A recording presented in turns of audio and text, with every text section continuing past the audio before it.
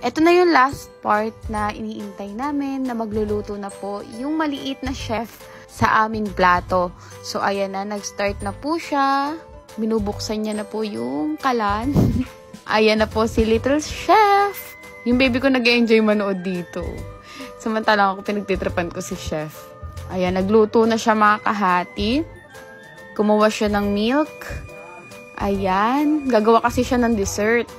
Di ko na alam kung ano yung nilagay niya dyan. Tadan. Wine ata yung nilagay niya. Tapos mga pampalasa. Ayan. Tinanggal ko pala yung aking juice dyan mga kahati. Baka nakaka-istorbo. Pinaapaan niya lang. Ang cute-cute talaga. Tapos ayan, hinagis niya lang doon.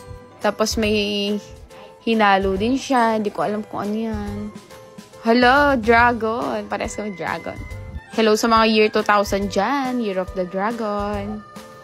Then, ayan. Ano ba yun? Sinindihan niya yung posporo para maging melted siya na hindi ko maintindihan. Ano ba yan? Sarap naman, mga kahati. Tapos may paregalo siya sa akin. Hindi ko na-expect na may paganyan siya. Ayan, binubuksan niya yung gift niya. Tapos lalagyan niya ng icing.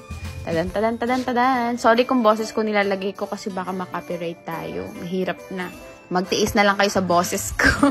Then, ayan. Nagpalobo siya kasi nga, di niya naman kayang ihagis-hagis yan. O, diba? Ang cute ng cupcake niya. And then, naglagay siya ng candle. Hirap na hirap siya bago gawin niya, no?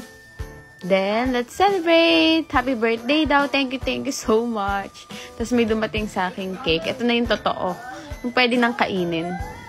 Ayan. Thank you so much. Kahit na tagal na ng birthday ko. August 18 pa yon. Araw-araw birthday ko. Pero sa bagay kasi di ko pa birthday. Nagpa-reserve na yung asawa ko. So, meaning, dami po talaga nagpapa-reserve dito. Busy-busy, oh.